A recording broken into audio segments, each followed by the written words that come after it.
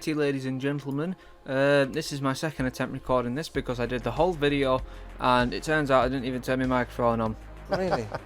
So attempt number 2, let's do this again, shall we? This will be a shorter one because, like I said, Carabao coverage, we don't need to talk about much here because I couldn't watch the first and second half because the match wasn't available to stream.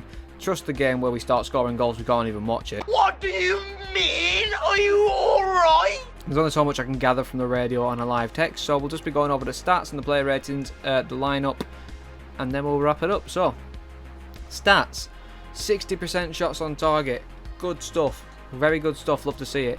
We didn't fire as many shots as we did against Hull, however, that doesn't really speak volumes to me. What speaks volumes to me is how many are on target compared to the full-time result. And 6 were on target, 4 went in. I love to see that because, well, like I said, we had 6 that actually went towards goal and 4 of them went in. So that is good. 62% possession, not a massively dominant figure, but it's still the dominant figure in the match. Same with the passes and the accuracy. We had less fouls this time, which is good. A lot less fouls. Only 1 yellow card, 2 offside, 3 corners. They had 7 corners, but they had a quadruple corner at one point, which was quite crazy.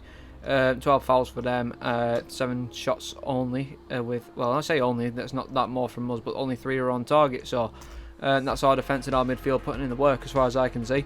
So yeah, that's pretty good. Good stuff. Love to see it. Lineup. Why have we not been playing McCann? I've been saying it for 2 weeks now, and so has the whole P&E Twitter. Why have we not been playing McCann? As soon as he's freed from his jail, he scores 2 goals. Why have we not been starting Woodburn? Why have we not been starting Alvaro? Why have we not been starting Ledson? I don't know, Jeff. We've only got 1 up front this time. We've got 2 behind him for support, 4 in the middle and 3 at the back. I've got no problem with the 3 at the back. Last season I would have been saying get 4 at the back, because the back line last season wasn't exactly fantastic, so we needed all the help we can get. But this time we've got a good back line, solid players on the back line. Might I add, Liam Lindsay being a very improved player. However, he does not feature tonight, neither does Andy Hughes. Instead, it's Greg Cunningham, Patrick Bauer and Jordan Storey at the back. Jordan Storey is obviously going to start because he's been phenomenal. Bauer and Cunningham, it's Carabao Cup, you're going to switch things up a little bit in the lineup, so I've got no problem with them starting at all. Potsy again starting, had a good game, scored a goal. Ledson, first start of the season. Whiteman again, this time playing within the middle, not behind the middle. Fernandez in the middle, Woodburn, McCann, supporting Parrott from behind.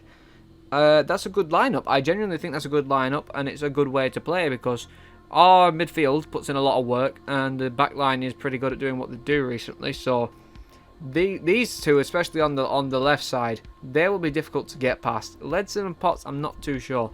Of course, it leaves a lot of open space down the middle and across either wing if the formation is broken. Well, that's down to the players to sort that out. But I think this is good. This is a good formation to have.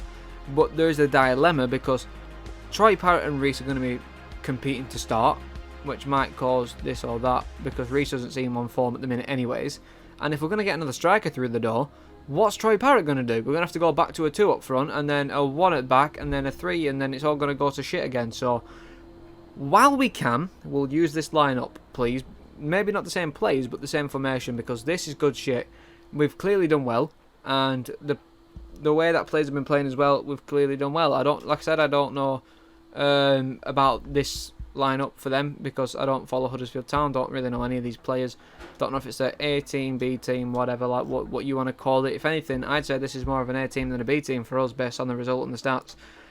So no problems there. Johnson, Reece, Slater, Lay and O'Neill as subs. Jacob and Lewis coming on as the debuts, which is pretty cool to see. So yeah, let's get on to these player ratings, shall we?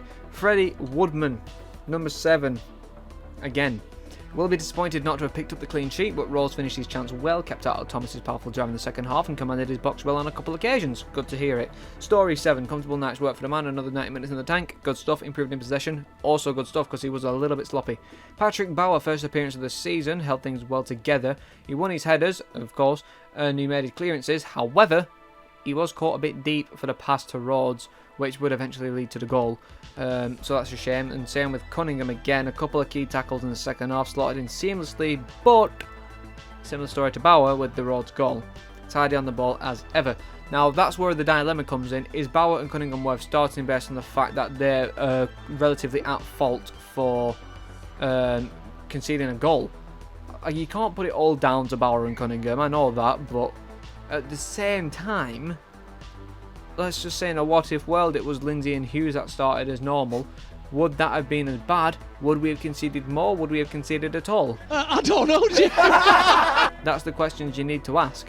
So we can't say for sure because Bauer and Cunningham, it's only the first game on and no one's conceded. We haven't conceded with the backline we've been familiar with this season so far. So like I said, can't say anything about it just yet, but we can keep an eye on it. Brad Potts, number 8. That's highest he's had all season from a 5, which is good. Really positive night for him. Unfortunately, not scoring the first half with a thunderous volley, which was a fantastic volley, by the way. Off the cross ball, but then got his goal in the second after showing intent to firstly win the ball. Thank you. Then drive forward and shoot. Good night at the office. Potts hasn't been playing with massive levels of desire for the first 2 games of the season, so it's good to see him actually getting his head in the game for this one. Fernandez, 8.5. Wow. Would have been higher if he stayed on for the pitch longer than the first half. Hopefully the knock the head forcing off is not serious. 2 assists were sublime, which by the way, how are you going to assist twice in 45 minutes? And they were fantastic assists. I think they were both on the can as well, which is really good to see. That they clearly bounce off each other. His quality was on display. So much speed, agility and flair. It is exciting stuff indeed. Get this man on the lineup more. Whiteman, leader-like performance in the middle of the park. Got the ball, played his passes, run and got stuck in when required. Good stuff. Ledson set the tempo for Preston. Took his chance. His shot led to the goal, and his pressing was a constant in the opening exchanges. So, by what I'm going to assume this means is he had a shot which then resulted in a counter attack, and they scored, which is unfortunate. Or it could mean that he had a shot and it went to PARROTT. I don't know, because PARROTT was in the right place at the right time for his goal. So whether it was Ledson, I'm not too sure, but I'm going to assume that this means he had a shot and there was a counter attack. Like I said, I can't be sure because we couldn't watch the match. So yeah, McCann, a 9, well deserved. Did not let the opportunity pass him by. He's free. Took both goals brilliantly, attacking in the box after being deployed in a higher midfield role along with Woodburn. His all-round performance top standard. McCann doesn't play wing back, so him playing up front in a position that he should be playing in, that proves everything we need to prove. It was, by the sound of things from what I've heard of people that went, he was fantastic in the areas where he has to run around in the midfield, whatever else like that. He was absolutely brilliant at it. And then also as well for his goal scoring. I've seen the goals on the highlights. They were fantastic. McCann has to be starting games and he has to be further up the field than wing back. Woodburn. His pressing was relentless and he was involved in a lot of Peony's positive attacking play. Great first touch, crisp passing on bags of energy. Links moves together so naturally. Sent a fierce strike on the woodwork in the second half. Unlucky not to score indeed. So yeah, that's another good shift from Ben. Good to see it. And then PARROTT in the right place at the right time for his goal. Almost had a second shortly after. Looked confident and a threat once again. More valuable minutes. I think the problem I've got with PARROTT and most people is that he hasn't been as influential as Archer was the second Archer came through the door. However, don't write the man off yet. Like I said, we're 3 games in out of a 46-47 game season, and then Carabao Cup on top of that, FA Cup on top of that. We could be playing a max roughly 60 games this season at the very, very max. No, that's not right. We could be playing 50, sorry. I think 50 is more realistic. But let's say 55-ish something games max, yeah? Let's say we've got 55 games max for PARROTT to demonstrate what he can do. We're 3 games in and he's got 1 goal already. That's 33% roughly. I ain't got a problem with that. Like I said in the last video, PARROTT needs time to find his footing, get comfortable and whatever else, settle in, and then he's good to go. Unlike Archer, who's just a natural talent himself, PARROTT is one of probably your more traditional strikers. Don't get me, he's still a talented lad, but I don't think he's got that natural oomph and flair that Archer had. And Archer just came in flying straight away, and he had the fans back in instantly. So I think with PARROTT, it might need a bit more time. Probably a mindset thing. Johnson, a 6, slotted in left wing back easily and then Solomon over the line. I think he got sub for Alvaro at half time, bombed up and down the flank, so basically standard shift. Reese, a 5, again, didn't impact the game too much off the bench, but was a willing runner, sloppy in the build up to the Huddersfield goal, which again is a problem because I notice he's either being a bit confused on what he has to be doing or he doesn't know where to be at times, and that's definitely a concern because I think Reese has been either told or he's expecting PARROTT to do a lot of the work, maybe similar to Archer, but by the looks of things, Archer was like competition for Reese. He wanted to outdo Archer, and that's why he was able to score while Archer was still here, but with PARROTT, I don't know what's going on. I think Reese is still trying to figure him out. And then O'Neill at 6, and then the 2 new debuts of Slater and Lee, however you say that, 6. Good to see. They got debuts, all 3 look for the ball and kept things simple. Great experience for them all.